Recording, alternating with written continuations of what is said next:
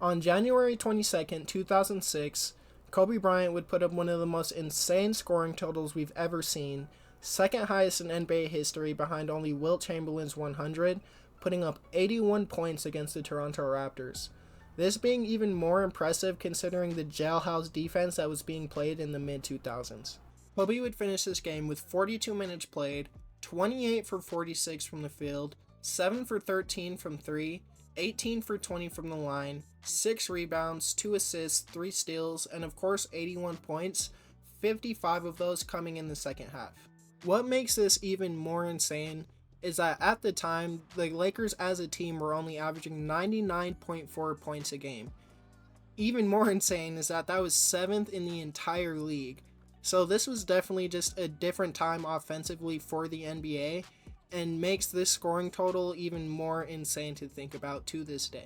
Now, this scoring outburst would of course add to the storied legacy of Kobe Bryant, and would kind of tarnish the legacy of others. Sorry, Jalen. But this would of course go on to create something that I would call the Mamba Effect. Now, little did Kobe know while he was busy cooking Jalen Rose that this would create a ripple effect across the NBA years and years later that would cause NBA players to put up some of the most insane scoring totals that we've seen in NBA history on or around the anniversary of Kobe's 81-point performance. But before we get into that, let's all sit back and reminisce on some of the last few buckets of Kobe's historic 81-point outburst. For the night at least. Brown for 80. This would be 18 for 20 from the line and an 81-point game. 55 in the second half. Ladies and gentlemen, you have witnessed the second greatest scoring performance. As always, I am your host, Frank Thomas. This is Off the Backboard. Be sure to subscribe if you enjoy this kind of content, and let's get right into the Mamba Effect.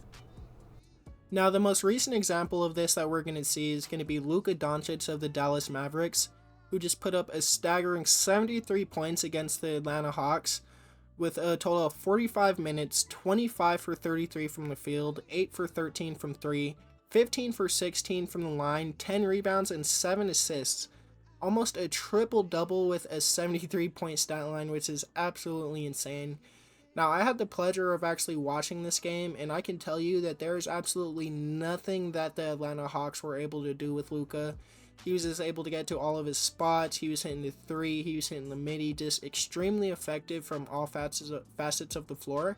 Now, again, this is a game that I had the pleasure of watching, and I just have to say, it seems like in the second half that Luka was chirping at someone in the crowd. Now, I'm not sure who he was talking to and what was said, but I just gotta say, that has to be the biggest regret of that guy's life, is saying anything to Luka and having him just completely obliterate his Hawks like that. There's just no reason that you should get a player of his caliber, even more reason to go out and do your team like that. So I just gotta say, extremely great performance from Luka Donic, and whoever was chirping him in the crowd, I hope you learned your lesson and never do anything of the sort again. Now, up next, of course, on the anniversary of Kobe's actual 81-point performance, we had Jolan Beid put up 70 points against the San Antonio Spurs and Victor Wembanyama, with, of course, 18 rebounds, 5 assists, a steal, a block, 21 for 23 from the line, 1 for 2 from 3, and 24 for 41 from the field. Just insane to see a player put up this high scoring totals with only 2 3-pointers attempted and 1 3-pointer made. Now, of course, there's always going to be the talk of, he gets to the line too much, he does too much to draw fouls, but you just have to understand, at a certain point, guys are just simply unguardable, and I feel like Jolan Beid has reached that stratosphere. He's just simply too dominant to be guarded normally in the paint. He hits the midi at an extreme clip, he hits the three at an alright clip, so there's no choice but to foul the guy, but just an amazing performance from Jolan Beid. Now, this next performance also came on January 22nd, the anniversary of Kobe's performance, but this one was a little bit more weird. Came from Karl-Anthony Towns. He ended up putting up 62 points against the Charlotte Hornets. This one, not the fairy tale ending that you would want, though, for a career high performance, as he ended up taking the L in his hometown. But this one was a little bit weird, again, as I said, just because he ended up getting benched in the final minutes of the fourth quarter of this insane performance. And it's simply just because they were going away from their game plan too much just to get him the ball, kind of forcing it a little bit at the end. Coach was really mad about it, but nonetheless, a great performance for Cat. Up next, we're going to have Devin Booker putting up 62 points against the Indiana Pacers. Devin, a guy we all know is more than capable of putting the ball in the basket. He put up 70 points against the Boston Celtics when he was like 16 years old. But this one, again, not the fairy tale ending that you would want, as he ended up taking the L against the Indiana Pacers.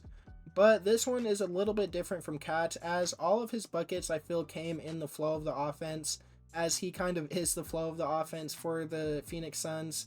And he really did everything he could to get this win. It came to the very last second. This is a game that I didn't watch the entirety of, but I was watching the fourth quarter when it came down to the wire. And I just gotta say, some of the shots that Devin Booker hits on a consistent basis are just definitely Kobe-esque. In my opinion, just the closest thing that we have to the Mamba in terms of the difficulty of shot making. Just an amazing performance for Devin Booker, putting up the 62. Unfortunately, couldn't pick up the win in this one. Now, we of course have Kobe Bryant putting up his historic 81-point performance against the Toronto Raptors on January 22nd, 2006. And we just spoke about some of the most recent examples, with Luka Donic putting up 73, Jolan Beid putting up 70, Karl-Anthony Towns and Devin Booker both respectively putting up 62 points apiece. But those definitely aren't the only high-scoring outputs we've seen on or around the anniversary of Kobe's 81-point performance. You have Damian Lillard, who on January 25th of just last year, 2023, put up 60 points against the Utah Jazz. Carmelo Anthony put up 62 points against the Charlotte Bobcats on January 24th, 2014. You have James Harden, who put up 61 against the Knicks on January 23rd, 2019. That was just a normal scoring outing for James Harden during those times. Now, this is just a trend that I would love to see go as the years go on, as it's just something that I feel perfectly exemplifies Kobe's legacy. We all know him as a lethal scorer, and he really just showed the world that with this 81-point performance. As always, Kobe's legacy will continue to live on, as he is just by far one of the most influential players in NBA history. With his mentality that he brought to the game, it was just something that we had never seen before and probably will never see again. As always, RIP to the Mamba. As always, I want to get into one of my favorite segments on this channel, hashtag AskGoTB. All you gotta do is drop a hashtag AskGoTB in the comment section down below with any sort of NBA hot take, question, anything like that, for a chance for it to be featured in one of these videos. I've been getting a lot of good ones lately, but the one that I went with today is going to come from Cloutville300. He says, what are your top 3 player rivalries? And there's a few that come to mind when he asks this question. The first coming to mind is, of course, going to be the Russell Westbrook and Damian Lillard rivalry. This is just one of the most intense rivalries that I've ever seen in basketball, and it, of course, involved one of my favorite players of all time, Russell Westbrook. Of course, we didn't get the upper hand on this rivalry, as, you know, the bye-bye shot by Damian Lillard ultimately disbanded our team. It's crazy how that one playoff series literally just ended that team. We were a completely different roster the next year, of course, bringing in Shea, Chris Paul, all that stuff. You, of course, have the LeBron and Steph Curry rivalry. You know, the whole 2016, they met each other in the finals 3 straight times, I believe so. You know, they still have it going on. They just played the Rivals game a couple nights ago, or I believe it was last night, where LeBron put up like 40 points, 20 rebounds, something crazy like that. So that was always an extremely fun rivalry to watch.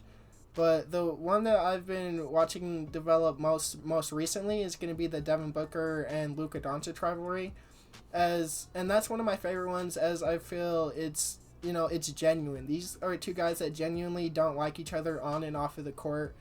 And that's just not something you see a whole lot with today's NBA, as I feel like a lot of guys, you know, like they train with each other, that social media, like a lot of players are just cool with each other. But you know, when Luka Donic and Devin Booker square off against each other, it's going to be real intense basketball. So those are definitely the top 3 player rivalries that come to mind when that question is first asked. But let me know in the comments down below what your favorite player rivalry is. And as always, again, hashtag Asot TB for a chance to have your question, hot take, anything like that be featured in one of these videos.